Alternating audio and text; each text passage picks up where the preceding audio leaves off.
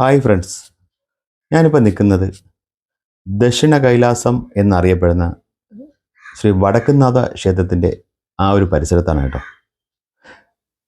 ഞാനിവിടെ വരുമ്പോൾ ശിവരാത്രിയുടെ ആഘോഷങ്ങൾ നടക്കുകയായിരുന്നു. നമുക്ക് ഈ ക്ഷേത്രവും ക്ഷേത്ര പരിസരമൊക്കെ ഒന്ന് ചുറ്റി കണ്ടാലോ?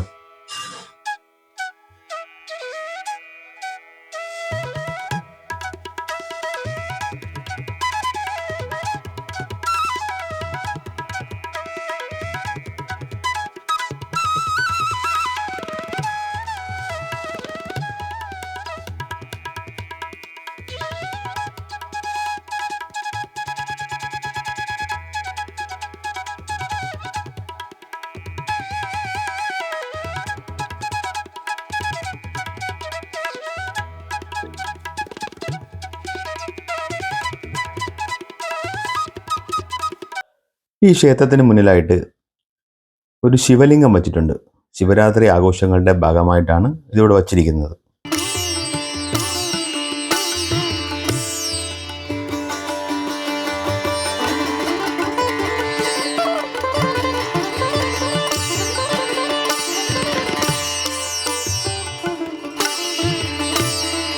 ഇതിന് മറുവശത്തായിട്ട് തന്നെ ഓട്ടം തുള്ളൽ നടക്കുന്നുണ്ട്.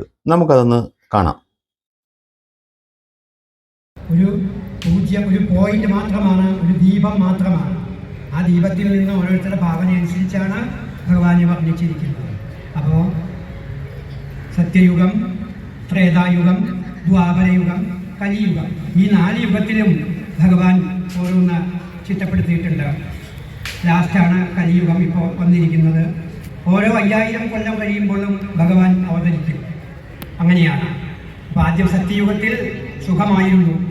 അവിടെ രാധാകൃഷ്ണന്മാരെയാണ് ആദ്യം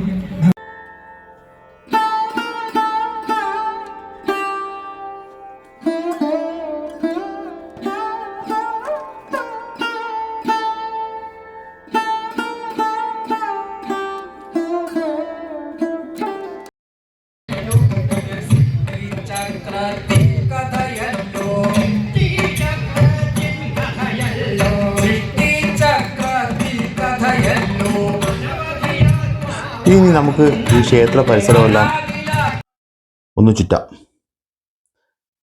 കാരണം ഇവിടെ തന്നെ കരകൗശല വസ്തുക്കൾ വിൽപ്പനയ്ക്കായി വച്ചിട്ടുണ്ട്. ഒരുപാട് സാധനങ്ങളും കൂടെ ഉണ്ട്. ടോയ്സ്, അങ്ങനെയുള്ള ഒരുപാട് സാധനങ്ങളുടെ വിൽപ്പനയ്ക്ക് വെച്ചിട്ടുണ്ട്. ഇതിൽ കൂടുതൽ ആനയാണ് കേട്ടോ. തടിയിലുള്ള ആനകളാണ് ഒരുപാട് ഇവിടെ ഇരിക്കുന്നത്. ഇനി നമുക്കിതിൻ്റെ മറ്റ് ഗോപുരനടകളിലേക്ക് പോകാം.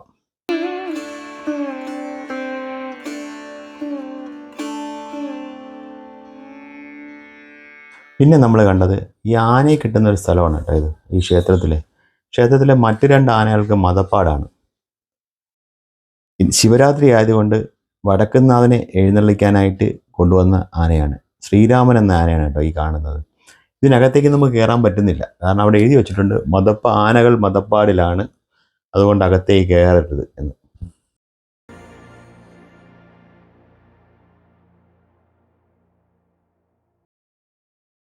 ഇത് ഈ ക്ഷേത്രത്തിലെ അടുത്തൊരു ഗോപുരനിലയാണ്. കാരണം അവിടെ ഒരുപാട് ആൾക്കാർ തന്നെ ക്ഷേത്രത്തിലേക്ക് പ്രവേശിക്കാനായിട്ട് ക്യൂ ആയിട്ട് അകത്തോട്ട് പൊക്കോണ്ടിരിക്കുകയാണ്.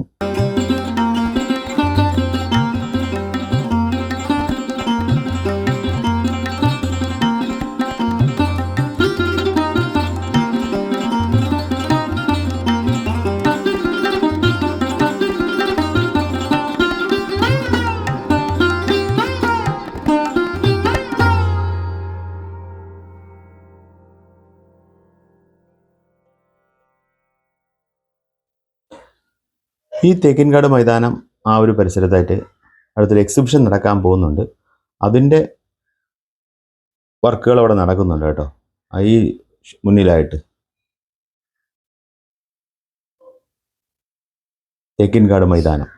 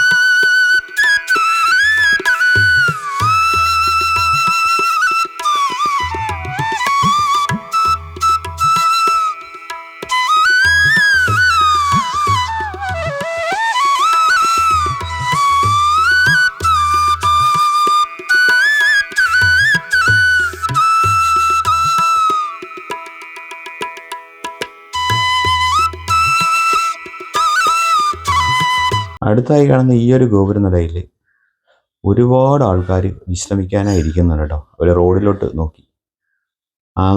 നല്ലൊരു ഫീലുള്ളൊരു സ്ഥലം തന്നെയാണ് ശരിക്കും ഈ വടക്കുംനാഥ ക്ഷേത്രവും അതിൻ്റെ ആ പരിസരവും എല്ലാം. ഒരുപാട് ആൾക്കാരുണ്ട്. അവരെല്ലാം വൈകുന്നേരം അവിടെ വിശ്രമിക്കുകയാണ്.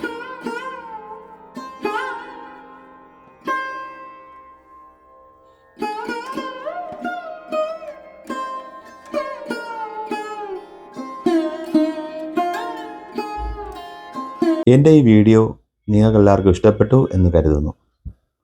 വീഡിയോ ഇഷ്ടപ്പെട്ടെങ്കിൽ ലൈക്ക് ചെയ്യുക, ഷെയർ ചെയ്യുക. വീണ്ടും ഒരു പുതിയൊരു വീഡിയോയുമായി വരുന്നത് വരെ ബൈ.